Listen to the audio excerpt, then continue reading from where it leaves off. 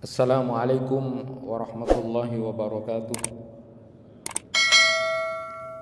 Alhamdulillahi rabbil alamin alladzi amarna an nusliha ma'ishatana linailis sa'adah wa naquma bil wajibat fi ibadatihi wa taqwa. Ashhadu an la ilaha illallah wahdahu la syarikalah wa ashhadu anna Muhammadan abduhu wa rasuluh. Allahumma salli wa sallim ala nabiyyina Muhammad wa ala alihi wa ashabihi ajma'in, amma ba'du. Jamaah kuliah subuh yang dirahmati Allah, bersyukur pada Allah kita sudah melaksanakan salat subuh. Mudah-mudahan Allah Subhanahu wa taala menerima amal kita. Amin ya rabbal alamin. Jamaah yang dirahmati Allah, bahwa kita memang memahami bagaimana Rasulullah sallallahu alaihi wasallam melaksanakan salat subuh itu. Setidaknya di dalam hadis-hadis itu disebutkan Rasulullah itu melaksanakan salat subuh dalam 3 fenomena ya. Yang pertama dalam keadaan masih gelap sekali, atau kata kuncinya itu golas atau taglis. Lalu Rasulullah pernah sholat subuh agak terang. Jadi dalam bahasa hadis itu asfar. Dan pernah Rasulullah juga sholat subuh dalam kondisi fenomena alam yang sudah agak terang juga, asfar jiddan, jadi terang. Nah, saya akan sampaikan hadis-hadis itu. Yang pertama, Rasulullah sallallahu alaihi wasallam pernah melaksanakan salat subuh itu dalam kondisi fenomena alam yang masih gelap. Jadi saya sampaikan tadi dengan kalimat taglis atau galas. Itu hadis riwayat Bukhari. In kana Rasulullah sallallahu alaihi wasallam la yusalli as-subha fayansarafa an-nisaa mutalaffi'at bimurutihinna ma yu'rafna minal ghalas. Jadi Rasulullah itu melaksanakan salat subuh, maka kaum wanita ikut melaksanakannya dengan menjulurkan kain ke tubuh mereka sehingga mereka tidak dapat dikenali karena gelapnya. Jadi taglis atau galas ya. Jadi taglis atau galas itu akhir malam ya. Yang menurut Imam Ibnul Asir itu mengatakan galas itu kegelapan malam bagian akhir ketika akan bercampur dengan terangnya waktu pagi. Sehingga kemudian perempuan itu tidak dilarang atau boleh saja untuk melaksanakan salat di masjid, terutama di waktu-waktu yang gelap atau waktu-waktu yang petang itu, seperti subuh dan isya, paling tidak seperti itu. Nah, kemudian yang kedua, Nabi sallallahu alaihi wasallam pernah salat subuh dalam keadaan suasana fenomena alam yang sudah terang ya. Kata kuncinya itu adalah asfar. Itu hadis riwayat Abu Daud. Wa shalla subha marratan bi ghalasin summa shalla marratan ukhra fasfara biha summa kanat salatuhu ba'da dzalika at-taglis hatta mata wa lam ya'ud ila ayyusfira. Dan beliau Rasulullah sallallahu alaihi wasallam salat subuh di saat waktu masih gelap pada akhir malam. Kemudian beliau salat pada kesempatan lain ketika mulai masuk pagi sudah terang. Kemudian setelah itu salat beliau dilakukan saat waktu masih gelap, dan itu dilakukan sampai beliau wafat, dan beliau tidak lagi melakukannya di waktu sudah agak terang.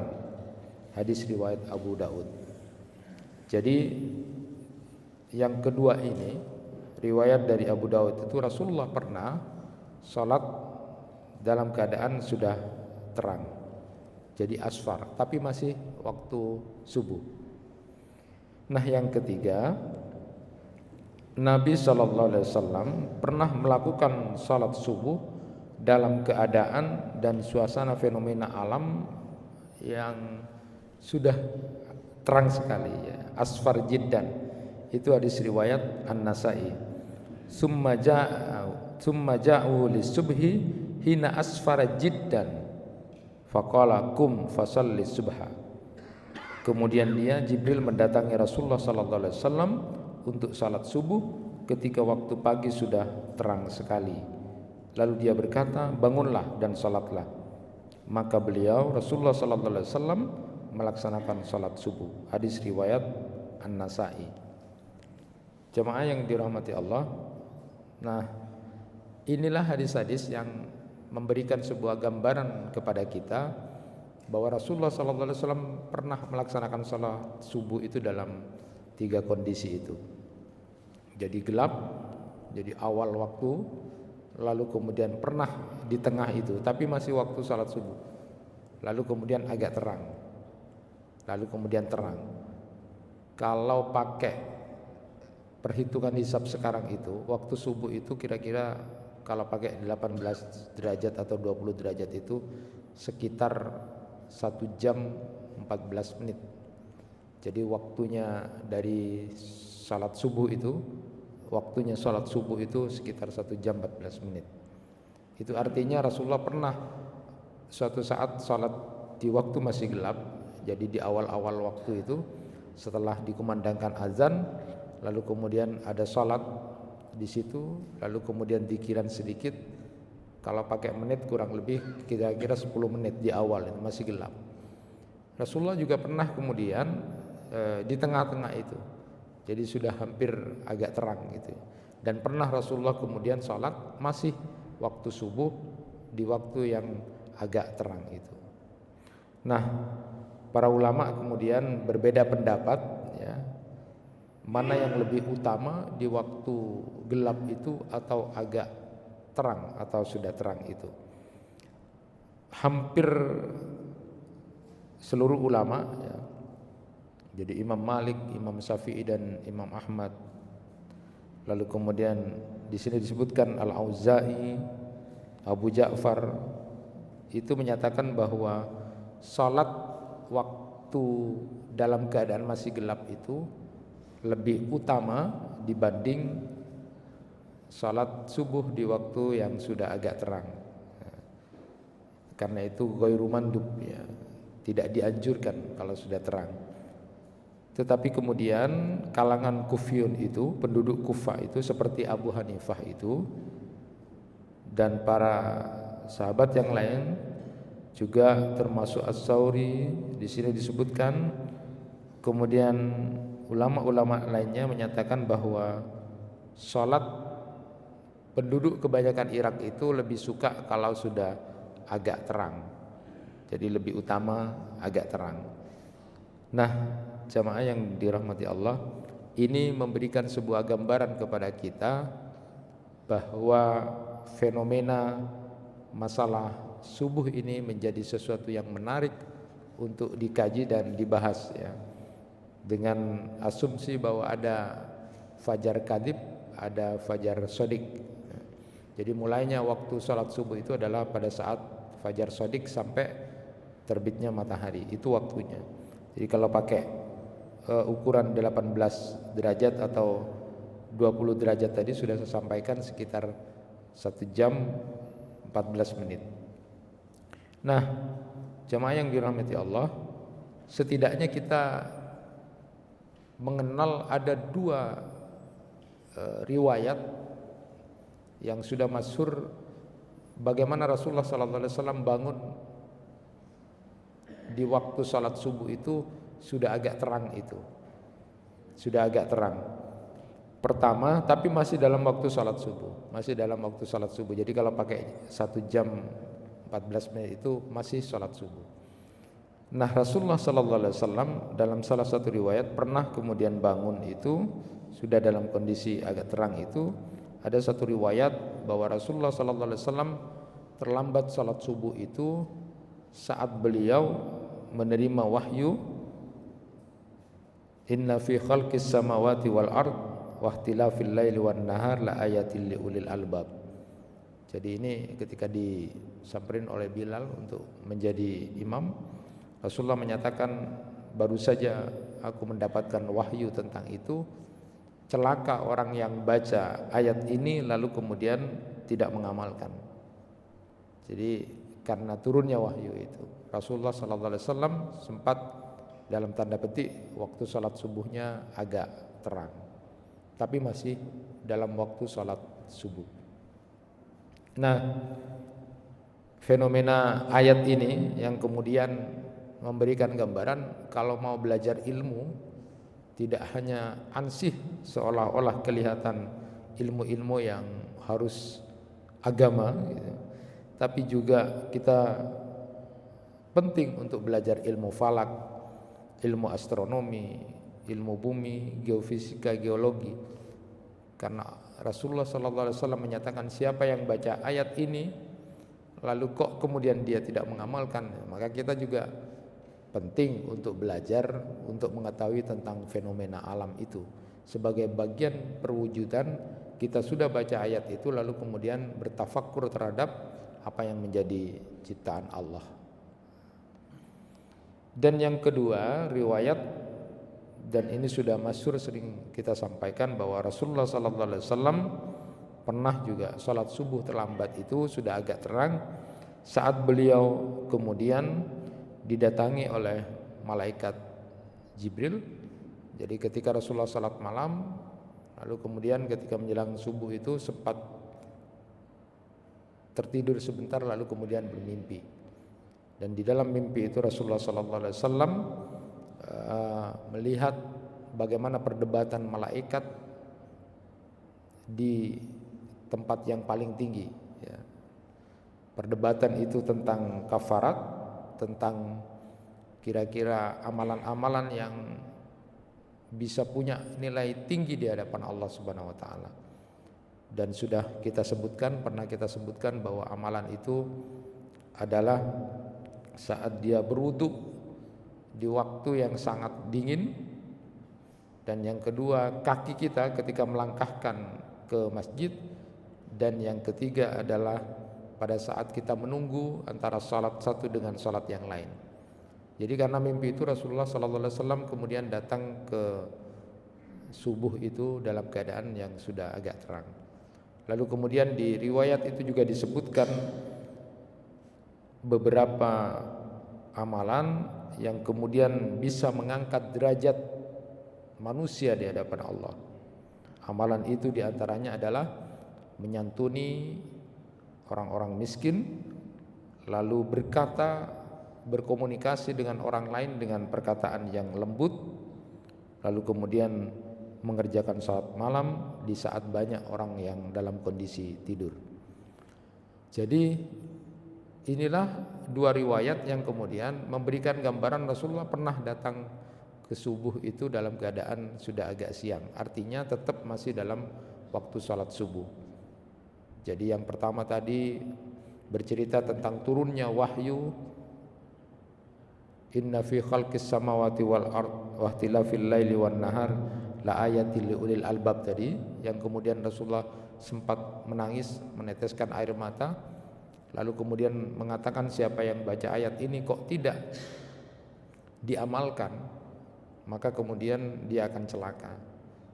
Jadi paling tidak saya, bapak-bapak dan ibu-ibu sekalian, paling tidak kita harus bertafakkur terhadap ciptaan Allah. Dan yang kedua tadi, Rasulullah SAW sempat tertidur, dan dalam tidur beliau bermimpi tentang pembicaraan malaikat di tempat yang paling tinggi, tentang kafarat, tentang sesuatu yang luar biasa nilainya bagi seorang hamba, yaitu berwudu jengaja dalam kondisi dingin pun, dalam kondisi yang begitu sangat menyulitkan, tapi dia tetap berwudu untuk melaksanakan salat itu. Lalu kemudian berjalan ke masjid, lalu menunggu antara satu salat dengan yang lainnya. Lalu 3 amalan yang akan mengangkat derajat seorang hamba itu yaitu menyantuni orang-orang miskin, lalu saat berbicara dengan orang lain dia berbicara dengan santun, berkomunikasi dengan santun, lalu kemudian dia melaksanakan sholat malam di saat banyak orang tidur. Nah, jemaah yang dirahmati Allah, itulah fenomena hebatnya sholat subuh itu. Kita sering diperdengarkan atau disampaikan bahwa nilai keutamaan sholat subuh itu yang pertama adalah pahala sholat subuh yang kita lakukan ini nilainya hampir seperti orang yang kemudian sholat satu malam penuh. Ya, ketika sholat isya kita bangun dengan jamaah, lalu kemudian sholat subuhnya kita lakukan dengan berjamaah pula, maka nilainya itu sama seperti orang sholat satu malam penuh. Dan yang kedua, bahwa sholat subuh yang kita lakukan ini merupakan sumber cahaya di hari kiamat. Basyiril masaina fid dzulmi ilal masajid bin nur atam yaumal qiyamah.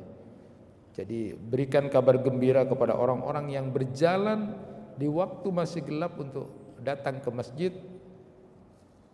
Nanti dia akan mendapatkan cahaya yang sempurna di hari kiamat. Jadi untuk membedakan dengan orang-orang yang lain itu salah satu diantaranya umatnya Nabi Muhammad yang nanti bercahaya itu adalah orang yang terbiasa untuk melaksanakan sholat di waktu-waktu gelap. Jadi paling tidak waktu sholat subuh, waktu sholat maghrib dan sholat isya itu dia lakukan. Dia berjalan ke masjid dan ini menjadi modal dia akan mendapatkan cahaya di saat nanti di hari kiamat banyak kesulitan-kesulitan yang terjadi. Yang ketiga itu bahwa dengan salat subuh itu dapat surga yang dijanjikan. Man shallal bardain dakhalal jannah. Siapa yang kemudian salat di waktu bardain itu, waktu yang kemudian petang atau dingin itu, maka dia akan dijamin masuk surga. Kemudian berikutnya juga disebutkan bahwa waktu salat subuh ini lebih mulia dari dunia dan isinya. Itu sudah kita pahami bersama, hadis masyhur yang sudah kita pahami bersama, rakaatul fajri khairum minad dunya wa ma fiha. Tapi sering itu dijadikan template gitu ya.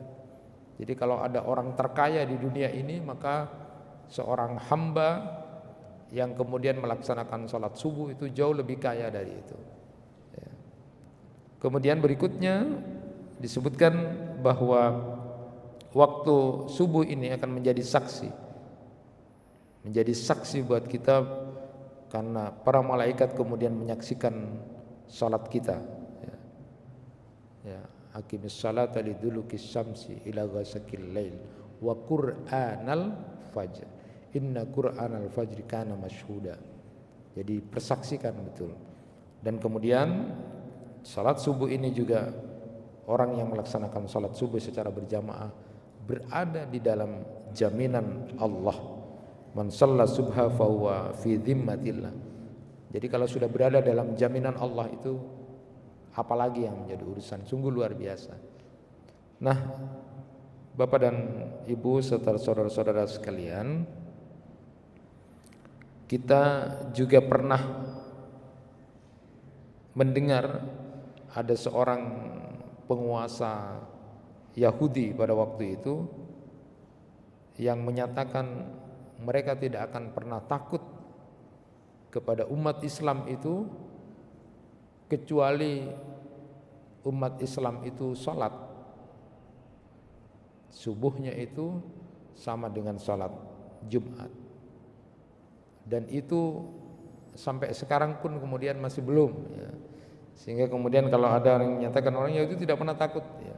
Saya akan takut kepada umat Islam kalau sudah sholat subuhnya itu sama seperti sholat Jumat. Ini sebuah tantangan buat kita. Dan biasanya yang menarik fenomena itu muncul adalah pada saat kita kemudian di bulan Ramadan. Jadi suasana Ramadan itu menjadi penting di mana kemudian masjid menjadi full, semua punya keimanan yang begitu sangat kuat dan tangguh, yang mestinya harus dipertahankan. Jamaah yang dirahmati Allah, terkait dengan itu pada kesempatan yang berbahagia ini saya ingin menyampaikan sedikit pengantar tentang bagaimana menghadapi Ramadan itu. Jadi di antara sekian banyak yang disampaikan oleh para ustadz, para kiai itu di dalam mempersiapkan Ramadan, ada hal yang sempat menarik saya secara pribadi. Di antara sekian amal-amal yang sudah harus kita lakukan, harus kita persiapkan adalah ketika Ibnu Mas'ud radhiyallahu an ditanya, "Kaifa kuntum tastakbiluna Ramadan?" Faqala, "Ma kana ahaduna yajru ala istiqbalil hilal wa fi qalbihi darratu hiqdin ala akhihil muslim." Ketika Ibnu Mas'ud radhiyallahu an ditanya, bagaimana kondisi para sahabat, keadaan para sahabat pada saat mau menyambut Ramadan itu, atau pada saat mau menyambut datangnya hilal di bulan Ramadan itu. Lalu kemudian beliau menjawab, tidak ada seorang pun dari kami para sahabat ini yang berani pada saat akan menyambut datangnya hilal Ramadan itu, tidak ada satupun di antara kami yang berani di hatinya masih ada sedikit permusuhan, kebencian kepada saudaranya sesama muslim. Itu yang dijawab oleh Ibnu Mas'ud. Saya sempat kemudian berpikir, ada apa di balik itu?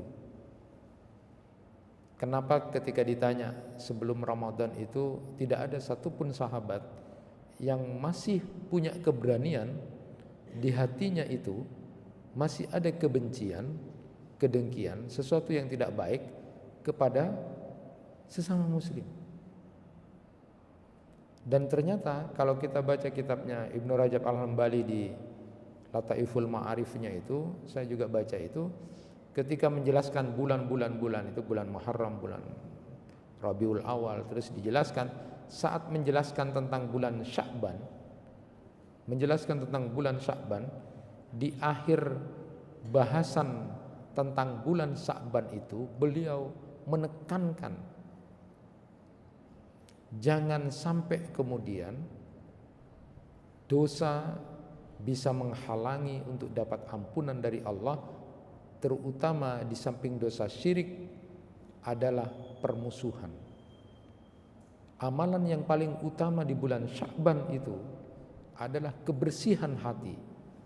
Hatinya sudah sangat bersih, tidak ada lagi kemudian permusuhan.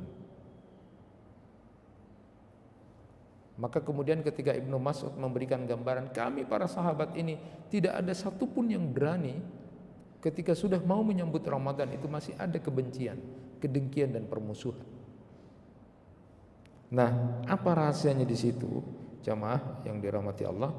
Ternyata memang kita ingat Rasulullah sallallahu alaihi wasallam bersabda, "Tuftahu abwabul jannah yaumal isnain wal khamis wa yughfaru likulli 'abdin la yusyriku billahi syai'a illa rajulan kanat bainahu wa baina akhihi syahna'u fayaqul anziru hadaini hatta yastaliha." Jadi inilah rahasianya bahwa ternyata harapan untuk mendapatkan ampunan dari Allah itu begitu sangat besarnya dari para sahabat saat menjalankan puasa Ramadan. Dan mereka tidak mau kemudian ampunan Allah yang sudah begitu sangat terbentang luas yang akan diberikan di bulan Ramadan itu kemudian akan ternoda, akan terhijab, akan terpending, bahkan gagal untuk mendapatkan ampunan Allah gara-gara dia masih bermusuh-musuhan. Maka disebutkan tidak ada satupun dari kami yang berani di hati ini. Di hatinya para sahabat itu masih ada permusuhan. Tuba liman aslaha nafsahu qabla Ramadan, itu katanya Amr bin Qais itu. Berbahagialah orang yang kemudian bisa mengislah, membersihkan dirinya sebelum Ramadan. Inilah persiapan yang kayaknya sederhana. Di samping planning-planning yang perlu kita lakukan menjelang Ramadan itu, makanya disebut dengan tarhib itu. Tarhib itu tidak hanya mengucapkan selamat datang, rasa senang, tetapi tarhib itu maknanya adalah jauh di situ ada ikhtiar, ada usaha, ada planning yang begitu sangat luar biasa untuk menyambut Ramadan itu. Di samping kita sudah mempersiapkan itu, ada satu hal yang menarik. Jangan sampai pada saat kita memasuki Ramadan masih punya rasa kebencian, permusuhan di antara sesama muslim.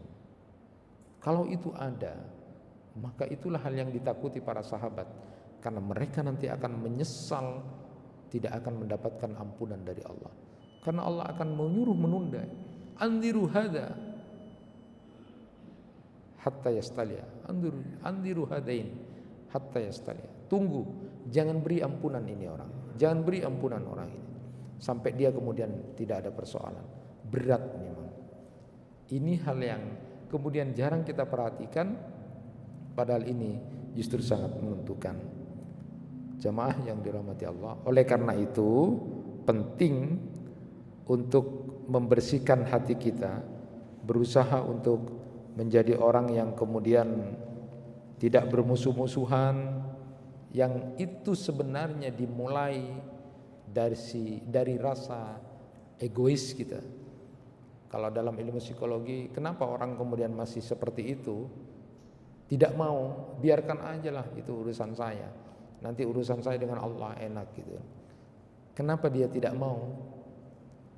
Karena dia punya anania. Anania itu adalah rasa egoisme yang memang di dalam Al-Quran menarik. Rasa egoisme ini kemudian digambarkan di dalam Al-Quran. Saya ingin menggambarkan dulu bagaimana Al-Quran menyampaikan egois itu, performan atau gambaran-gambaran orang egois di dalam Al-Quran itu. Yang pertama, Al-Quran menggambarkan bahwa orang yang egois itu, cirinya itu, dia itu ingin menangnya sendiri, tidak ingin dirugikan oleh orang lain saat dia kemudian berada dalam sesuatu, tetapi pada saat dia menjadi pelaku kemudian dia mengentengkan. Itu di dalam Quran surat Al-Mutaffifin ayat 1 sampai 3. Mari kita coba renungi dan coba bermuhasabah tentang ayat ini. Wailul lil mutaffifin alladzina idza iktalu 'alan nasi yastawfun wa idza qaluhum aw wazanuhum yuksirun. Kecelakaanlah bagi orang-orang yang curang, yaitu apabila menerima timbangan atau takaran dari orang lain, mereka meminta untuk dipenuhi. Dan apabila mereka menakar atau menimbang untuk orang lain, mereka mengurangi. Ini karakter, ini performan orang-orang yang kemudian digambarkan menjadi orang yang egois. Bahasanya kalau bapak-bapak datang ke pedagang minta ditimbang, timbang patepak, tempeng patepak, tambah. Itu kita. Tapi kalau kita yang menjadi penimbang, beda, kurangi. Itu contoh egois yang di dalam Al-Quran digambarkan begitu. Nanti kita bisa bercermin posisi kita di dalam egois itu gimana. Jadi kalau urusan minta ditimbang, bapak atau ibu itu patepak, korang pepol itu. Tapi saat jadi penimbang, kita misalnya, kita kurangi. Menjak lari ya tepak. Itu contoh di dalam Al-Quran. Kita hanya sekedar ingin ngorek lebih dalam tentang kebersihan hati kita. Dalam konteks tadi permusuhan itu muncul karena rasa egois. Kalau kita masih punya rasa egois seperti itu, masih ada bibit-bibit seperti itu di dalam hati, berarti kita masih punya rasa anania, rasa egoisme itu. Dan itu menjadi bibit, kemudian kita menjadi orang yang tidak mau tidak mau bermusuhan itu. Masih tetap aja. Berarti egoisnya kita masih kadarnya agak tinggi. Itu di dalam Al-Qur'an begitu. Yang kedua, di dalam Al-Qur'an juga digambarkan bahwa manusia itu biasanya suka berkeluh kesah ketika ditimpa sesuatu yang tidak baik, kesusahan. Namun jika dapat nikmat atau kebaikan, tidak mau berbagi. Nah, di dalam Al-Quran disebutkan innal insana khuliqa halu'a idza massahu syarru jazua wa idza massahul khairu manu'a. Itu manusia. Kira-kira bahasanya begini, sederhananya itu. Mon sakit gigi itu diberitakan semua orang, semua diberitakan, engkau sakit. Tapi kalau dapat sesuatu, ada tak nyemonye itu. Kalau masih begitu, ini untuk cerminan kita, kira-kira anania kita egoisme itu di mana gitu loh. Jadi kalau kita itu besarnya seperti itu, jadi kalau kita kira-kira ada musibah dan sesuatu, kaporagi kapi, anu. Tapi kalau dapat sesuatu, ada tak nyemonye. Berarti kalau kadar kita itu lebih tebal dari itu, berarti kita masih punya rasa egoisme yang tinggi. Dan Al-Quran menggambarkan itu, ya. Kalau Rasulullah itu kan punya akhlak yang disebut dengan jabrul khotir itu. Rasulullah tidak mau mengecewakan kalau ada orang yang kira-kira berbeda gitu.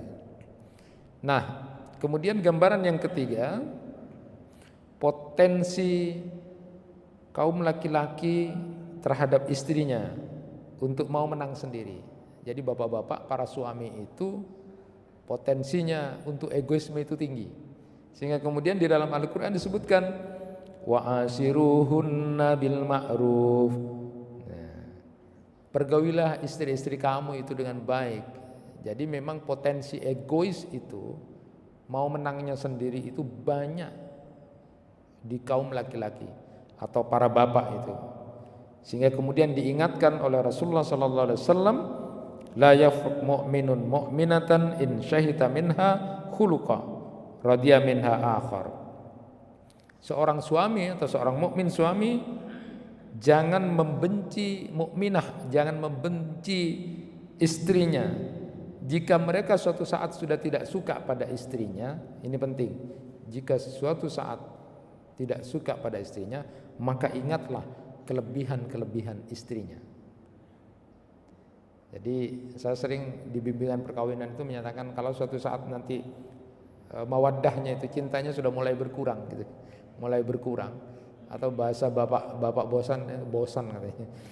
Nah, maka jangan kemudian ingat yang tidak baiknya istri, tapi ingatlah kebaikan-kebaikan istri. Paling tidak yang menjadi ibunya anak-anak kita, yang menjadi ibunya anak-anak kita adalah istri kita. Yang memasak, mencuci buat kita itu adalah istri. Paling tidak itu yang diingat. Ada kebaikan-kebaikannya. Jadi bapak-bapak punya potensi besar untuk menjadi orang yang egois itu. Nah, ini juga menarik. Rasulullah juga mengingatkan untuk bapak-bapak.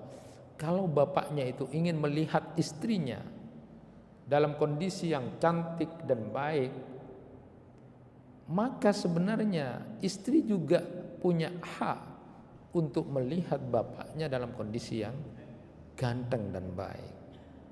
Kadang-kadang bapaknya tidak merawat diri, istrinya suruh rawat.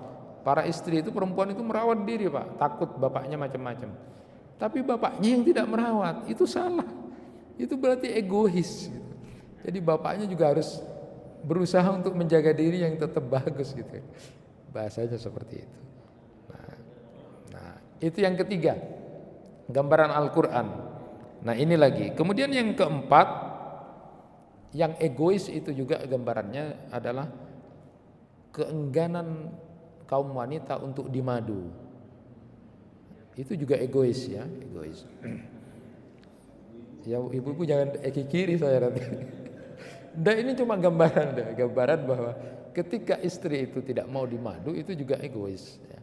Kalau bapak-bapak dalam konteks tadi sudah bisa menjadi orang egois dalam sifat keseharian, ternyata juga digambarkan di sini dalam hadis itu, innallaha katabal ghairah 'alan nisa wal jihad 'alar rijal faman sabara minhunna ihtisaban kana laha ajrun syahid.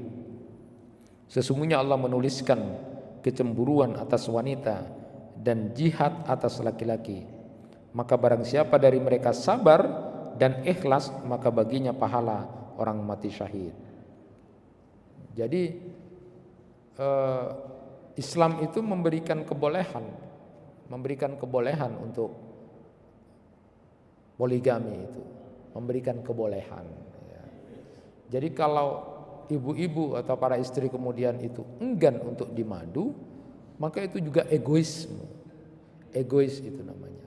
Tetapi di sisi lain tentu ada persyaratan-persyaratan yang harus dilakukan oleh para bapak ya. Tidak dengan mudah langsung begitu. Harus ada hal-hal yang kemudian dimusyawarahkan. Tetapi keengganan kalau sudah memang memenuhi syarat, perlu dan tidak ada masalah, tapi masih tidak mau, itu adalah bagian dari egoisnya kaum perempuan ya. Yang terakhir itu gambaran di dalam Al-Quran orang yang egois apa tidak, karena ini bagian dari cermin untuk muhasabah kita, adalah digambarkan orang yang kemudian tidak mau menyebut orang yang dibenci, padahal penting atau perlu untuk disebut. Jadi kalau kita tidak menjadi orang yang adil, di dalam Al-Quran disebutkan wala yajrimannakum mana'an qaumin alla ta'dilu. Janganlah kebencianmu terhadap satu kaum mendorongmu untuk tidak berlaku adil. Jadi apakah kita termasuk orang yang punya egois tinggi atau tidak? Tanya pada diri kita. Kalau kita tidak mau menyebut si A karena kita benci, padahal perlu disebut pada saat kita komunikasi, oh iya itu dia bagus, tapi karena kita benci sama dia lalu tidak disebut, berarti kita egois. Padahal di dalam ayat Al-Quran disebutkan, jangan kebencian kamu terhadap seseorang, terhadap satu kaum membuat kamu berlaku tidak adil. Kalau memang pantas untuk disebut, sebut.